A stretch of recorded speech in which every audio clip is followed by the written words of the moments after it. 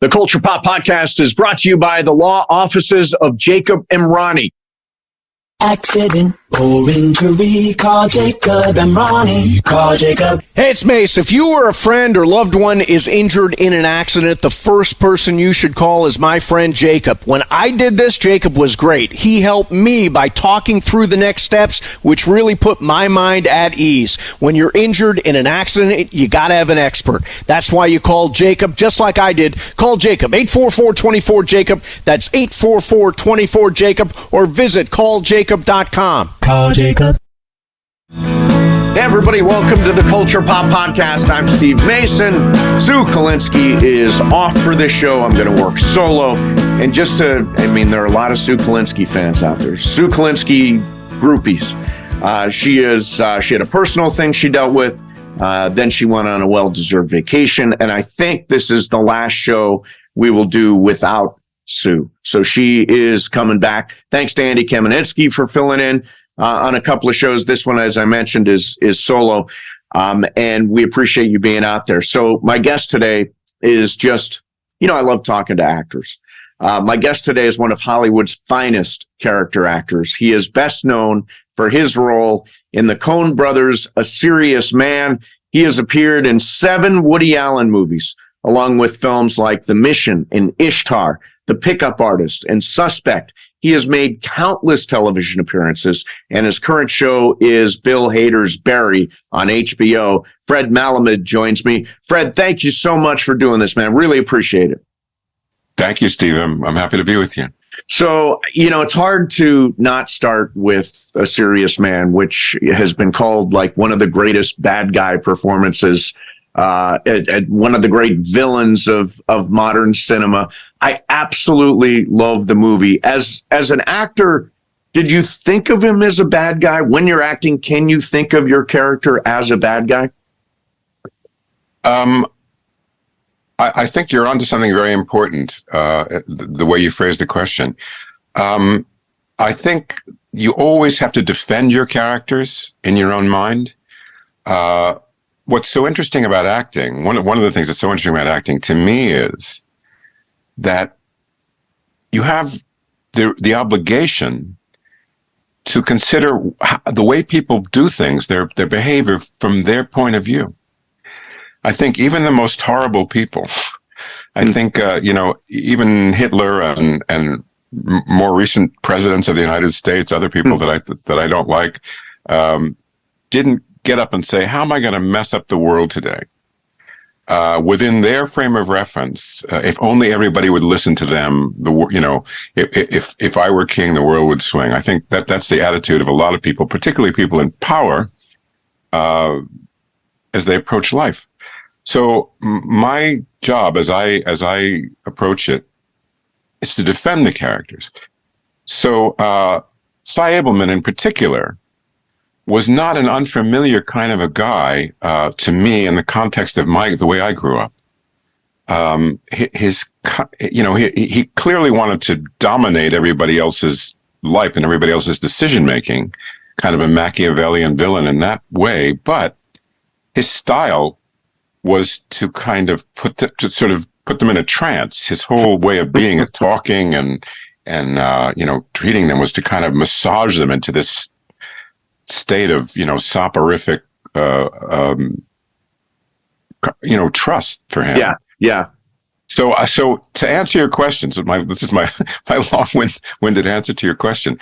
It was clear that he wanted something extreme, but I knew reading the script what his function was within the story. I mean, undoubtedly he was the villain of that story, but it's not hard for me to remember many people in my past, friends of my parents and others who were kind of like that, who got what they wanted, negotiated what they wanted in the world with this kind of strange faux sweetness. Yeah, right. If you know what I mean. Yeah. It was like, because he, in this weird way, was deviously charming. Is that a way to describe it? Well, I mean, I'm. It's hard for me to say because I was looking at it from the inside, but I think, yeah, in a way, in the kind of unctuous, way, he was certainly very solicitous of everybody else's feelings and all that stuff. And he made it seem, or tried to make it seem, like his suggestions were, commonsensical. We're just, of course it would be that way. So, and you're always, when you're an actor, you're always looking for what's inconsistent about characters. That's what makes them interesting. In the heroic characters, you look for what's broken in them. You look for the faults that they have. And in the evil characters, like Sy Ableman, you look for what may be heroic or what at least pleases other people. Yeah. So those kinds of inconsistencies are what make characters kind of real. There's another film that comes to mind that I did years ago, a film called In a World, which is all about the voiceover world. And I played the father of Lake Bell's character. Lake Bell wrote, directed, and starred in that movie. And it's about a young woman trying to make her way in this very small, rarefied world of voiceover. At that time, rarefied world of voiceover actors. And as her father, I was kind of a big gun in that field, but I was so threatened by my daughter trying to get into that world that I mistreated her horribly, even though I loved her. So that those situations where people are have these kind of strange, inconsistencies is the word that I used before, but there are things about them that are puzzling because they're not they don't seem to make sense with what their objectives are, or what make them human and like real people. Yes. So when you were a kid, your dad was a producer on shows like Car 54, Where Are You, and the Count Basie Show, and these great classic TV shows. Is that what hooked you into the business? Is that what drew you in? And did you know from those experiences, this is what I want to do with my life? It's funny, when I was a kid, especially a young kid, I had fantasies about it, but I never really regarded it as a profession. I used to just sort of play games with it. I remember when I was very young, I always had trouble sleeping. I've always been a bad sleeper my whole life. So when I was a kid, I had this bookshelf in my room with my books on it, and I liked adventure stories like Tarzan and King Arthur and stuff like that, and typical boy stuff. And when I couldn't sleep, which was frequently, I would have this game that I played where I'd grab a book off this shelf of books and I'd sit down on my bed and I would begin to read the book aloud. And people that are as old as me may remember, Andy Devine used to have a show. It was a Disney show I think it was part of the at that time, The Wonderful World of Disney, which was a blanket for a lot of Disney stuff. Anyway, Andy Devine would read stories to kids. And as he was reading it, he'd get a page or so in, and then the scene would morph into a movie of the story that he was talking about. So, and I loved to be read to or told stories when I was a kid. So I would pretend that I had this show where I would be reading these stories to kids. But I wait a minute. So you had your own show where you were reading stories to kids. I pretended that was my my sort of fantasy. But I would actually sit there in my bed and read it. Read the stories. And then when I was a little older, when I was maybe 11 or so, as a Christmas present one year, I got a tape recorder, and this is in the days when tape recorders were kind of arcane, they were around, but to get one was a big deal. Sure. So my dad got me this little Japanese tape recorder. This is before cassettes. This is when they were still on little teeny reels of tape.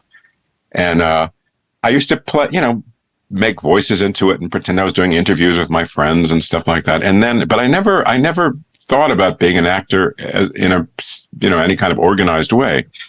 And then when I got to college, I had a friend that had gone to the same high school that I did, and he was a couple of years older than me. And he used to do these crazy sort of dream plays, very, very kind of avant-garde, nutty plays. And because we knew each other, he said to me, will you be in my play? So I said, yeah, sure. So I was in his play, and then I got to be in another play. And I went to Hampshire College, kind of a hippie college where you could kind of do whatever you wanted. Right. So I just kept doing play after play, just because I liked it, and it also it excuse me from the more rigorous kinds of studies that I would have had to do had I had a wider diet of things that I studied. Plus, you can meet girls. It's a good way to meet girls. If you're a heterosexual actor, you have a very wide, range of people to meet. So, of course, I liked all that. So I just kind of did it I enjoyed it for fun. But I always wanted to be a writer. And then my final year of college, my fourth year of college, I met these two women. I went to school in Massachusetts, and they came to Smith College, which is a college allied with Hampshire College where I went. And they had a company called Shakespeare and Company, where they did very kind of interesting, unusual stuff. It was a company of people who spoke English, but from all over the world. British people, Canadians, people from various parts of Africa. And they would do usually classic plays, but they had this kind of interesting approach to them, language-based approach. So I fell under their spell and became interested in working that way. And they asked me to join the company, which I did initially. And then I felt like I really don't know what I'm doing. I really kind of have to get a deeper grip on how to do this. So I thought, well, I'll only apply to Yale Drama School. That's the only school I'll apply to. And if I get in, I'll go. If I don't, I'll just try and be an actor. So I got in. I was lucky. I got in, and then had 3 years of Yale, and learned some things. It took me another 20 years or so after getting out there to kind of get a better handle on what I was doing. But it did help a great deal, and I met a lot of people that influenced me, both kids and teachers, and many of whom have remained, my close friends and stuff. So I had, by that time but it was funny. I kind of dreamt of it, but I never planned for it. And when I finally did become an actor, my parents were not thrilled about it. They knew how, the rough road that it often is for people. And I remember my father saying, look, why don't you be a theatrical lawyer instead? You can be not knowing that theatrical lawyers are, the most hated breed of, a combination of hated things all in one. But so I kind of feel like I backed into it, but it's always been fascinating to me. But as a profession, it kind of came late to me. So I wanted to be an actor. Did you? Yeah, I did. Growing up in Toledo, Ohio, and I wanted to go to Yale. You took the path that I ended up not taking, but I remember my first time on an airplane. I was 17 years old, and we went to New York for my senior trip. And I still remember I saw Cats, which was a gigantic deal in 1983. I saw Dreamgirls with Jennifer Holliday. Wow. I saw Agnes of God with Geraldine Page. And I saw Ellen Page in the off-Broadway production of Little Shop of Horrors. It was like my great introduction to Broadway and to New York theater. And what was the first, because you grew up in Manhattan, what was the first Broadway experience that you were like, this is amazing? My parents took me so often. And in those days, believe it or not, people that live in New York or that are at Broadway denizens today won't believe it, but Broadway tickets in those days were not so expensive. When I was a kid, a mezzanine seat, or actually even an orchestra seat in Broadway, was about $10 or $11. Wow. Yeah, times have changed with dynamic pricing and. Yes, definitely. It's $300. Crazy. That's why people can't go regularly. Ordinary people. Anyway. You could go to the theater for much, with regularity, much more manageably. So my parents took me all the time. And I remember seeing, the first one that I remember seeing, I really thought, wow, was Camelot with Richard Burton. Oh, wow. And Julie Andrews. Yeah. And Roddy McDowall. And then, interestingly, I went to drama school with Kate Burton, Richard Burton's daughter. Who's a wonderful actress in her own right, and got to know more about him and through her, and I had that sort of that kind of connection. But anyway, I saw Camelot, but I also remember seeing, good Lord, Carousel, Funny Thing Happened on the Way to the Forum, My Fair Lady. Yeah. Dozens of them. I always have loved music. And I loved musicals. I loved straight plays too, but as a kid, musicals were so exciting. And in those days, the orchestra was peopled with real musicians, and just to hear the music live and see it perform was so great. And Camelot's the first one that I remember, and we had the record, we had the LP. Oh, and I loved also Peter Pan. When I was a kid, there was a yearly showing of the musical of Peter Pan on television. Every year, it was a Broadway version of it, which someone had made into a television show. And that was fantastic. And I remember my parents introducing me. The guy who played Captain Hook in that show was an actor called Cyril Richard, fantastic Australian actor. And at a party my parents took me to when I couldn't have been more than 6 or so, they introduced me to him. And I was so both frightened and also enamored. And my dad also I wound up eventually producing television commercials. So one time I remember he took me to Central Park. I was playing in a playground where I used to often play near where I lived. And he introduced me to Margaret Hamilton. He had used Margaret Hamilton in a Maxwell House ad, coffee ad. And I had been terrified, as many of us were, by the Wizard of Oz. And she looked quite different, of course, but she looked familiar enough that I knew who she was. And I kind of recoiled, and she was so sweet and, so nice and made me relax. And she told me that that it had kind of affected her whole life, that so many kids had been raised with that performance, in their somewhere swimming around in their subconscious or semi-consciousness, that it kind of hurt her that all of her life kids would get run away. But she was very sweet and very nice. So I was raised around it. My father, as you said, produced a show called Car 54, Where Are You? And the stars of that show, I was taken to the set of that show many times, and the stars of that show were very sweet to me, and I got to know them. But it was always familiar to me, but I never particularly had a dream about it, except in the most fantastic ways. Never any organized plan. So you go from being a kid going to Broadway to actually being on Broadway in Amadeus, Peter Shaffer's Amadeus. What was that first night like? Gosh, the first night. I mean, I was nervous is about the best I can, say. Also, I had a very kind of difficult time because when I went to drama school, we were trained exclusively in stage acting. The presumption was, the probably incorrect presumption was, that if you were reasonably adept at doing stage acting, that film acting and other forms of acting would come naturally to you. So we were only trained in stage acting.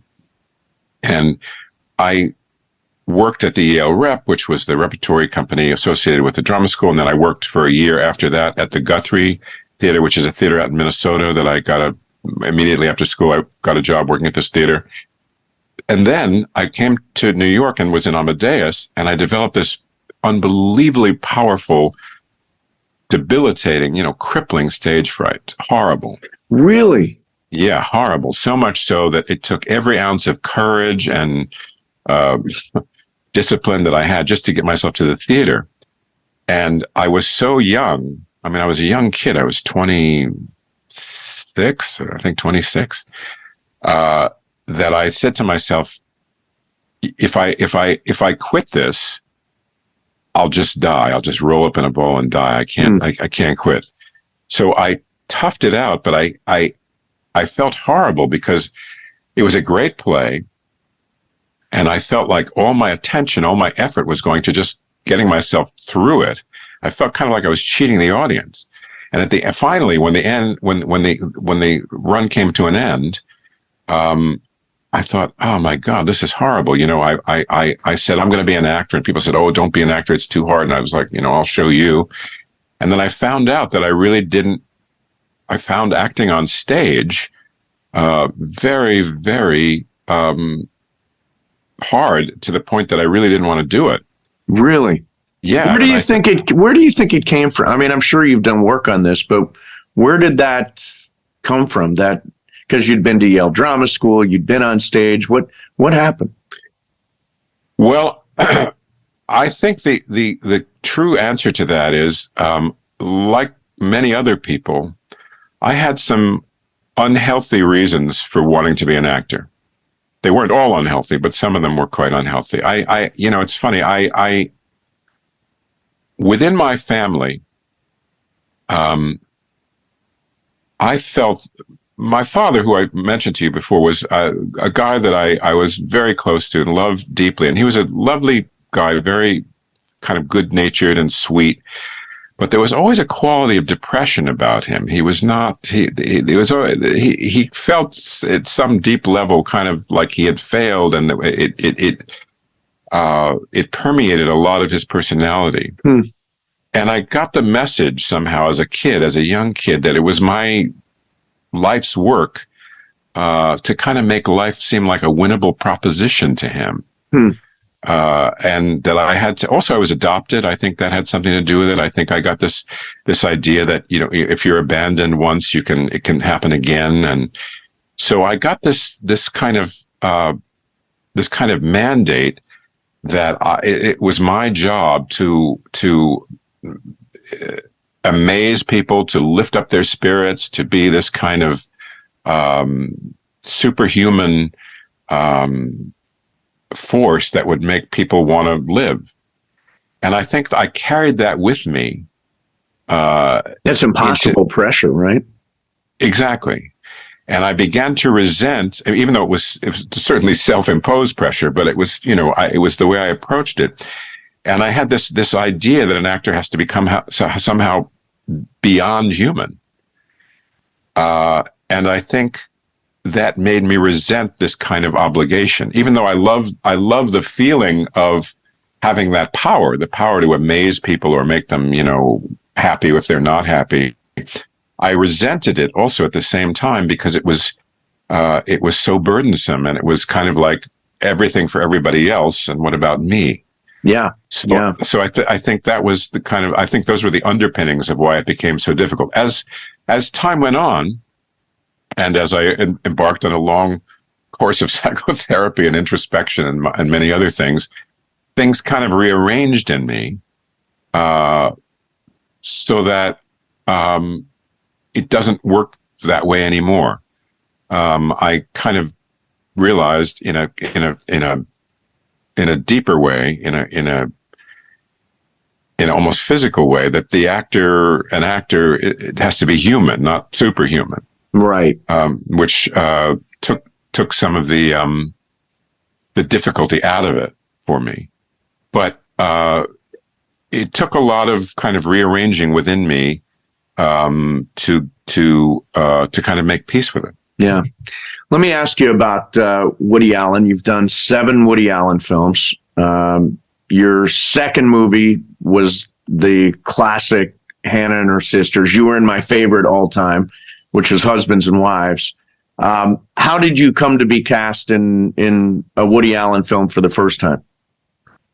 Well, when you go to one of 5 or 6 drama schools, the kind of most prominent drama schools in the United States, they used to have, I'm not sure that they still do this, but when I was there, which is 40 something years ago, at the end of the year in which you graduate, they have a kind of a centralized audition, and people come from Juilliard and Yale and Carnegie, and I think I can't remember what the other schools are, but they have a kind of you do a kind of centralized audition, and it's filled with people that are agents, producers, casting directors, anybody who's interested in the kind of new upcoming crop of young actors. So, pardon me, this was 1981, and it was held actually at Juilliard, if I remember rightly. And many people from Saturday Night Live, from agencies all over the place came. So you could do any scenes you wanted. You could choose any scenes you wanted, but you did them with other people. You didn't act them by yourself. Right. So me and a couple of friends of mine David Alan Grier, who you may know. Oh, the yeah, actor. sure. So he was a classmate of mine, good friend of mine, and another guy, Steve Hendrickson, wonderful actor, friend of mine also, elected to do sort of ridiculously comic pieces. And other friends of mine in school said, "What are you doing? Don't do anything that's that goofy. This is a big high prestige thing." And I remember people saying, "Oh, that's what you want to do, okay."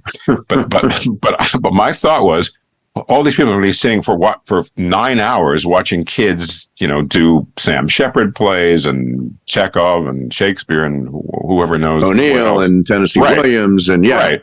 So I thought after hours 6 or 7, you're going to, your ass is going to hurt and you're going to. So I thought if I do something that's really funny in a kind of a absurd way, but genuinely funny, that'll land well. And I won that bet. Yeah. A friend of mine, a wonderful playwright called Keith Radine, had written a play which we had done at Yale called Fly Boys, which is a parody of World War I kind of stuff. And we did that, and my part in it was particularly juicy and idiotic and ridiculous, and people were laughing so loud that you could place shook. And then and they would at the end of it, the next day, they would post everybody that wanted to meet you, all the various casting directors and agents and producers and stuff. And my name was on like every list. Wow! One of the great triumphs of my early life. So one of the people who was interested in meeting me was a casting director, very, very well-known casting director, a lovely woman called Juliet Taylor, who, if I told you the number of Oscar-winning films that she cast and the number of actors she discovered, we'd take the whole show up. Yeah. But she liked me, and she was Woody's casting director at the time, the only casting director that Woody used. So she said to me, there's a movie. Woody would like to meet you for it. Now, I had been a huge Woody Allen film fan and fan of his, and I actually met him when I was younger because the actor Tony Roberts, who you may know. Oh yeah, of course. Right. So Tony Roberts was in a lot of Woody Allen films, particularly his earlier films, and he was good friends with Woody. And Tony Roberts, I knew growing up because my dad's best friend was Tony Roberts' father. Tony Roberts' father was an actor and announcer called Kenneth Roberts. Okay. And he and my dad were close friends. Excuse me. So I knew Tony from my early years. So Tony did a play on Broadway with Woody Allen and Diane Keaton called, well, he did two. The first one was Don't Drink the Water, and the second one was Play It Again, Sam. Sure. So I went to see, my parents took me to see Play It Again, Sam. I was 12 or 13, I think 12. And my father said, let's go backstage. So I went backstage and he introduced me to, Woody, and it was a big, exciting thing. And anyway, years later, when I got to meet him, I just walked into the room and we chatted for, a minute or two. And that was it. And then he cast me in the film. And for some reason, I think I didn't know at the time how serious he is. He's extremely, extremely serious. I mean, his sort of demeanor is extremely serious. Right. And foolishly, I tried to say a couple of things to make him laugh. I tried to be funny. And I hit once or twice, I hit a little bit.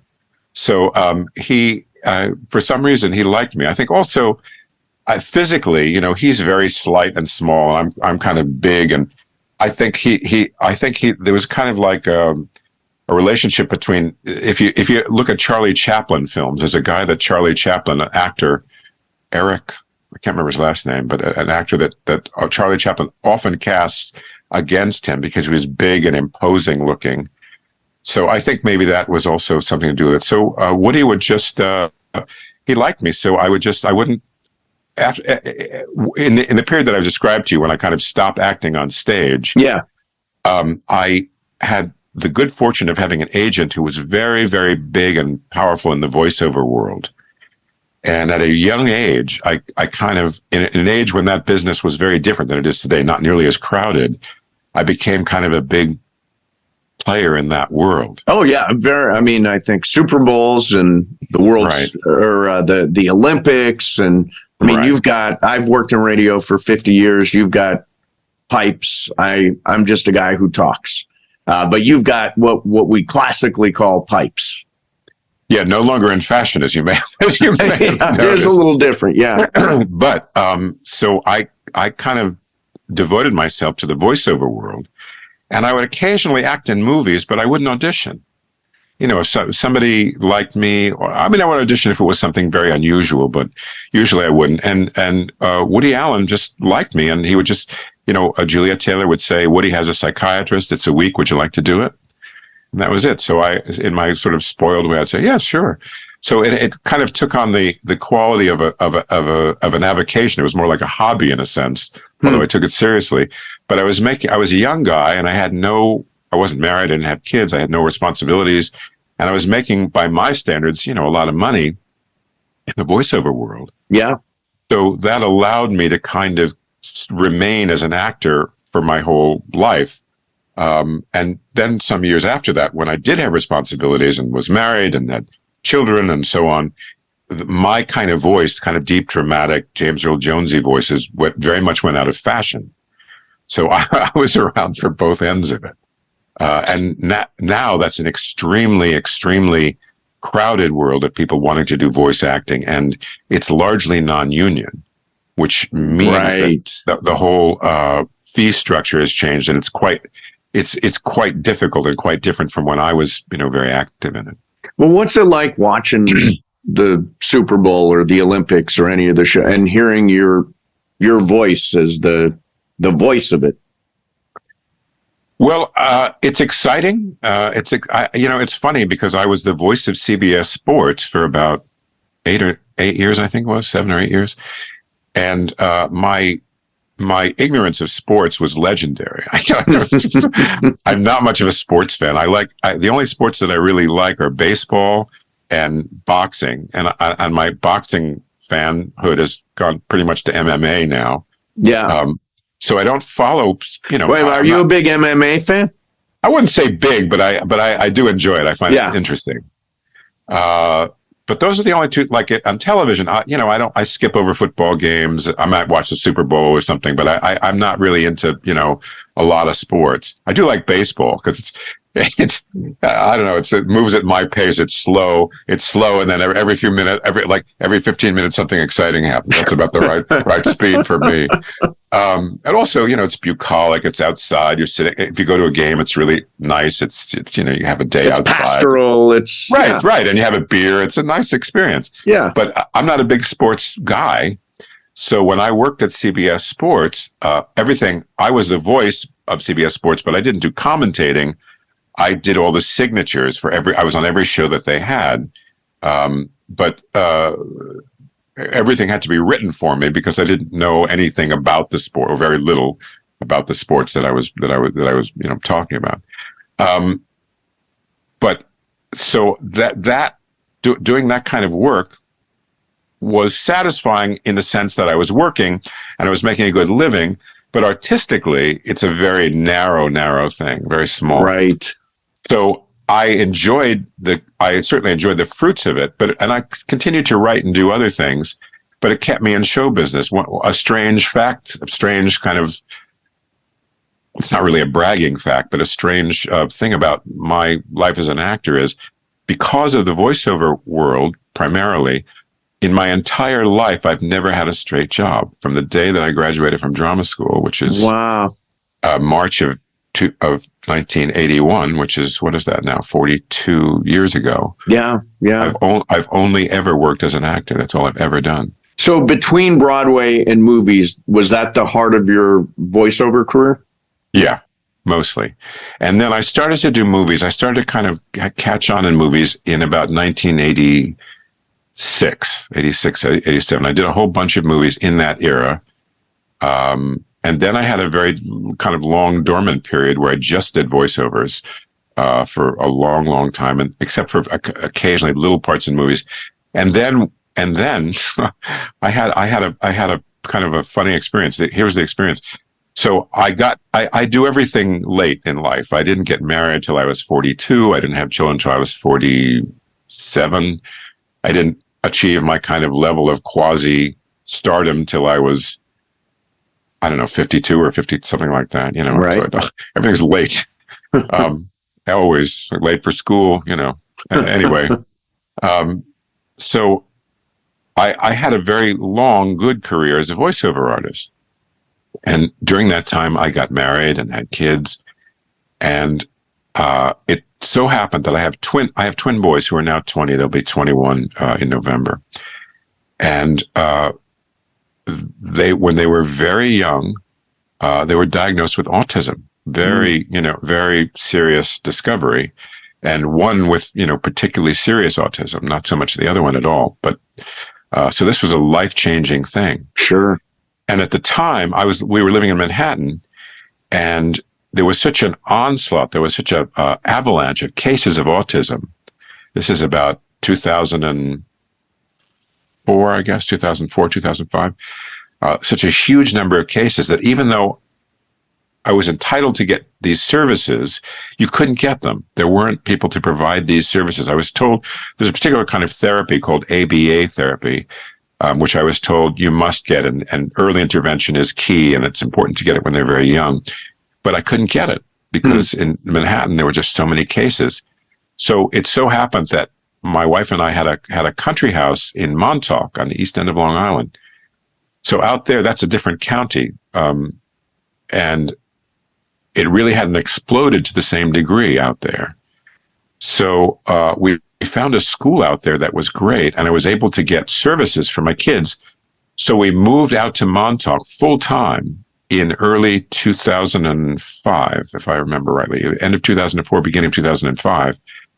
And at the same time, there was a kind of a groundswell where fashions were changing the voiceover world, and a new guy came to take over CBS Sports and got rid of a lot of the people that were associated with CBS Sports, including me. So all of a sudden, I was in a situation where I had 2 houses, I had 2 kids with a serious disability, I had people depending on me, and all of a sudden, I was not making any money at all. I was broke, literally. So, and I hadn't been that prodigal. I had some money saved, of course, but when you have kids and you have, that it doesn't last too long. Yeah, right. So I was living out in Montauk and kind of struggling to make a living.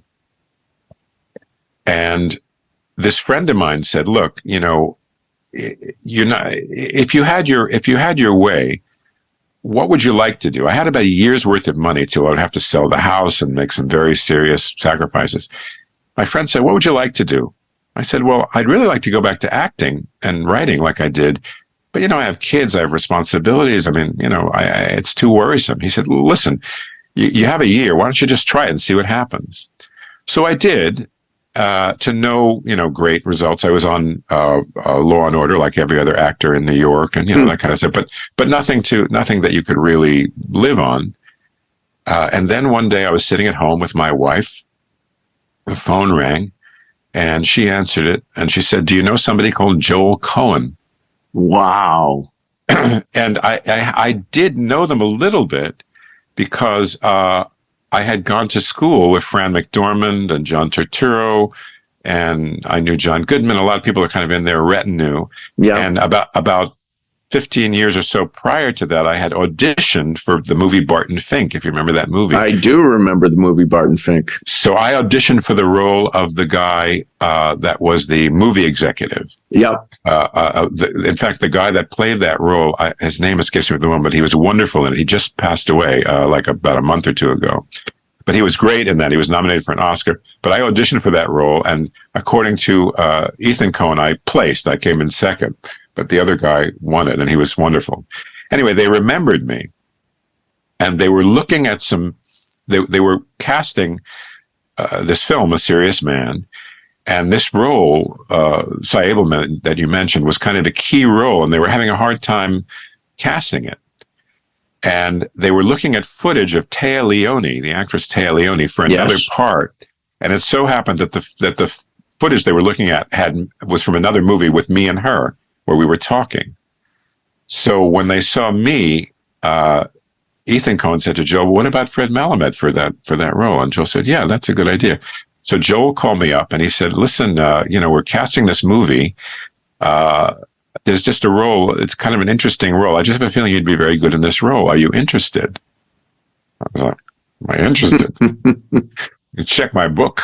Yeah. So I went to New York and I read for them there in New York, and they were very positive, and they said, "Look, we definitely want you to do it. We're not going to see anybody else. The only problem is we're working on 3 movies kind of simultaneously. One of them is Burn After Reading, which is a big star-studded movie with Brad Pitt. And funny, such a great movie. But the problem is we have to do the movies based on when we can get the people." So they wound up making that movie first. So they thought, we'll speak to you. So, and by this time I'm quite broke. I'm really out of money. And a whole year passes. I don't hear anything from them. And I thought, oh God, this is the kind of thing that happens in show business. It's not so unusual. You're all set to do something and you're all excited about it. It looks great. And then the financing falls apart, or somebody gets sick, or somebody doesn't do it anymore. I thought, this is never going to happen. This is such a great part, never going to happen. Finally, after a year and a half, and by this time I'm really really worried, I get a call saying we're going to go ahead and make the movie. So I went out to Minnesota where they were from. It's largely autobiographical movie. And I had a total blast making it. I just loved making it. I loved them. I loved Michael Stuhlbarg and everybody else in the movie. And I just, it was just a wonderful, wonderful experience. But it took another year, of course, for them to do all the posts on it and, for it to come out. And then finally, when it did come out, I think it came out at the end of 2009, beginning of 2010. I was cast in it in 2006 or something like that. Yeah. So finally, when it came out, there was this kind of great reaction to it. It wasn't a hugely successful film from a commercial point of view, but within the business, everybody kind of noticed it. And for me, it had this effect of kind of at a rather late date, kind of putting me into all these people's consciousness. And, I've remained there since then. Yeah. For which I'm, extremely grateful. By the way, you mentioned whether or not it was a commercial success. I will tell you that I owned a 10-screen art house movie theater in Palm Desert. Yeah, in Palm Desert, California. And we played that movie, A Serious Man, for 4 or 5 months. And we were struggling. We were having a hard time keeping. And that movie, again, because, with huge Jewish community out there, huge art film community out there. And that was a really big movie. So it may not have been a worldwide box office hit, but it was a very big hit in Palm Desert, California.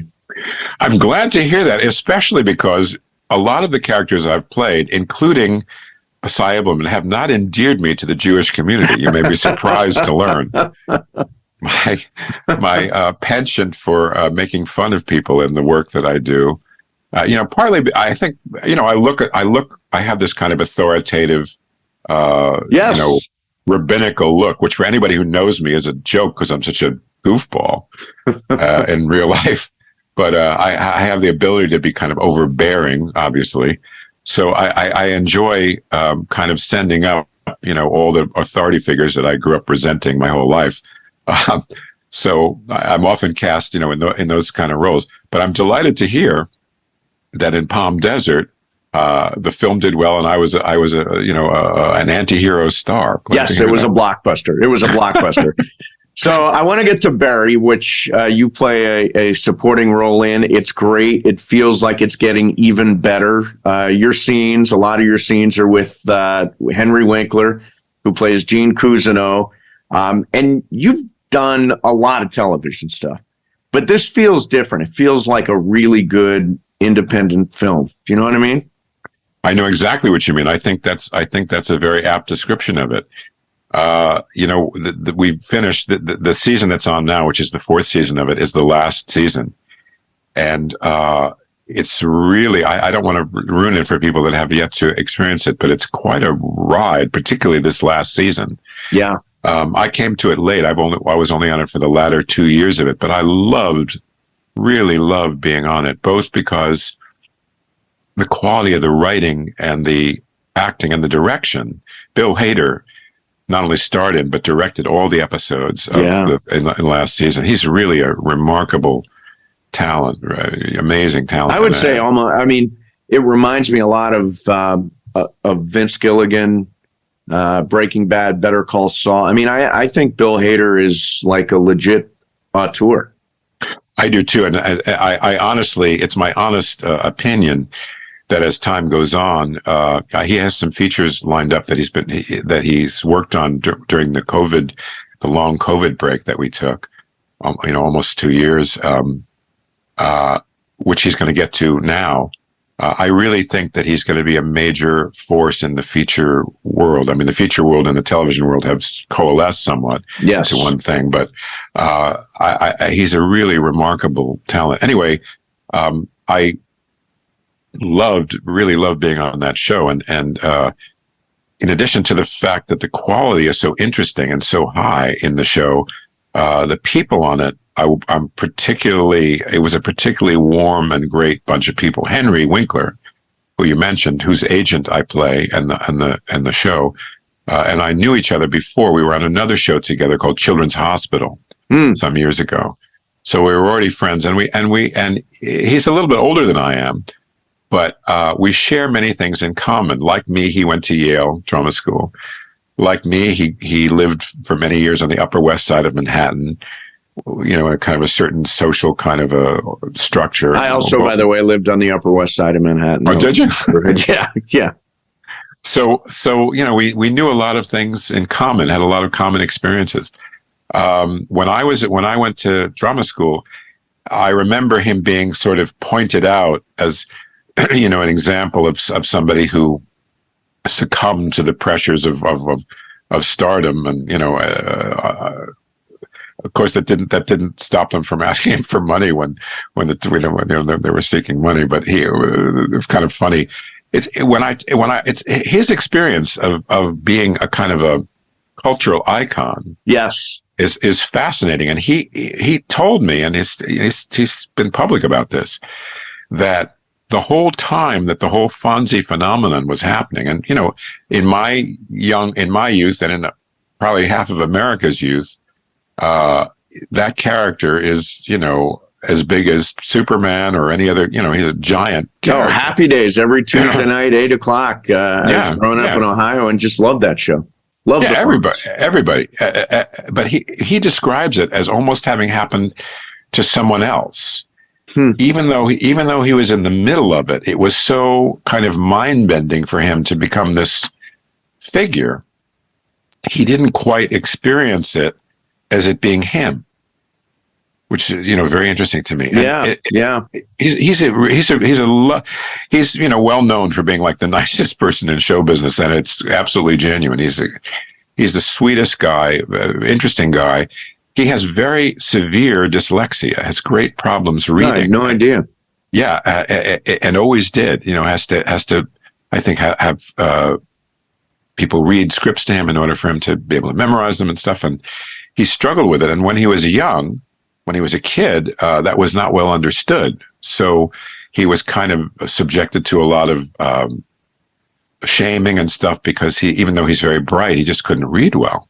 Yeah. And it affected his education and everything else. And, so he's coped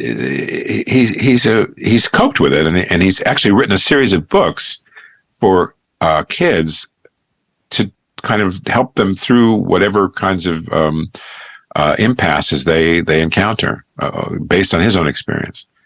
So I love him, and Bill Hader also is fascinating.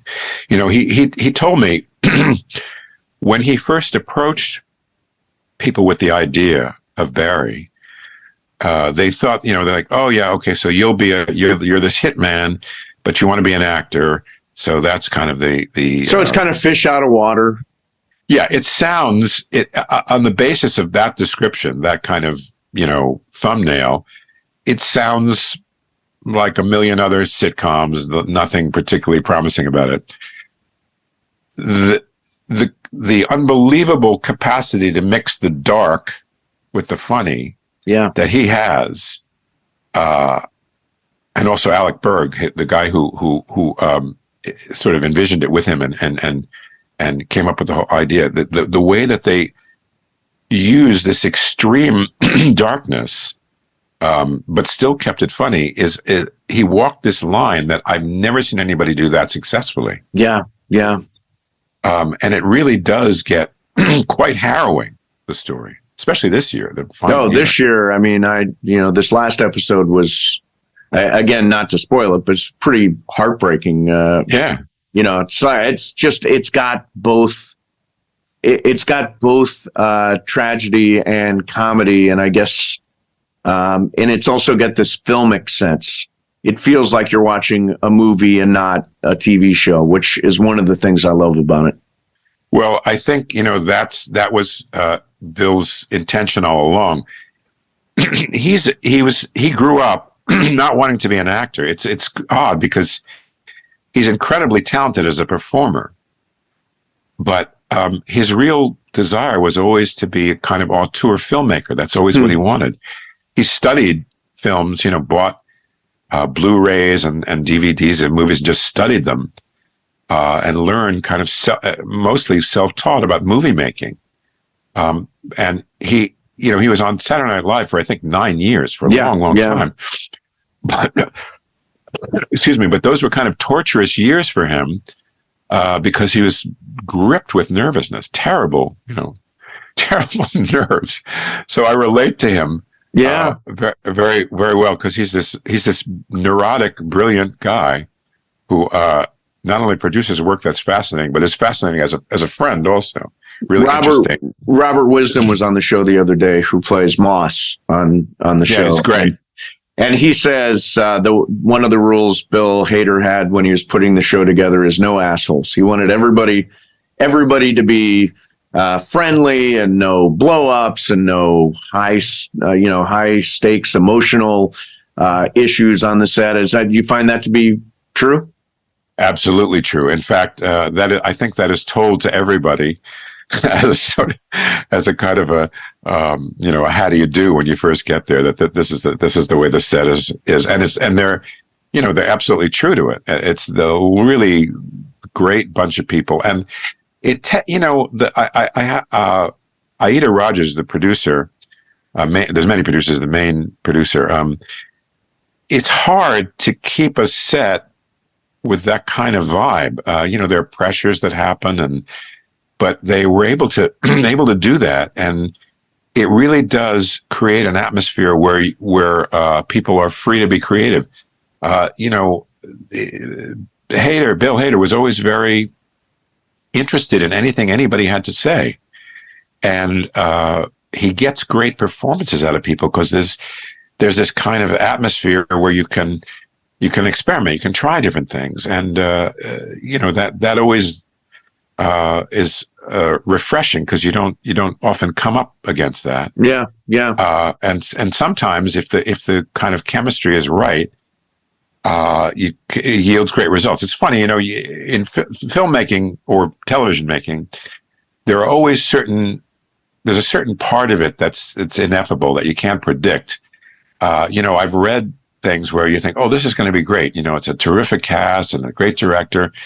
And then, you get there and it's kind of, it doesn't have that spark that you were anticipating, that you were hoping for. And conversely, I've read things where I think, Jesus, this doesn't seem very promising. And then you see it and it's great. Or the description seems very, like nothing particularly arresting. And then you see it and it's unbelievable. A good example of that, well, there's many good examples, but so you kind of never know. There's always this kind of chemical element, to use a hackneyed expression, that you can't predict, of the people in the situation and how they kind of bounce off each other and how they bounce off the script. And sometimes you just get this this fire catches, and you're just, it's just lucky. And I think Barry was a situation like that. Yeah. Well, listen, this has been an amazing conversation. This is why I love doing this show, is being able to talk to people like you, fascinating people with amazing careers, and really, really happy to have you here. Barry is airing Sunday nights on HBO. Can't wait to see how it turns out. Fred, and by the way, and a huge box office hit in Palm Desert, California, A Serious Man. I'm so pleased. You help keep our doors open. Thanks so much for doing this, Fred. Really appreciate it. Thank you, Steve. It's really been a pleasure. And there you have it, Fred Melamed. I'm a huge fan of talking about acting, and that was really, really cool. If you don't know who Fred Melamed is, I'm telling you, you've seen him. You've seen him in everything. If you've never seen A Serious Man, he really does play a bad guy. Whether or not he, as an actor, views his character as a bad guy, I guess you have to play it a certain way. He's a bad guy. His scenes with Michael Stuhlbarg are fantastic in that movie. And it is a fact that movie was a gigantic hit at my theater, Cinemas Palm Door in Palm Desert, California, where we had trouble at times keeping the lights on. Thank you very much for listening. Really appreciate you. Thanks for watching. If this thing winds up on YouTube, I think it's going to. Sue Kalinsky will return for our next show. Don't forget, you can subscribe to the Culture Pop Podcast on Apple, Spotify, and use stevemason.com to get to either of those platforms. Feel free to leave a rating and a review. 5-star ratings, we absolutely love. Take a minute and do that for us. We will see everybody next time. Sue will be back on the Culture Pop Podcast.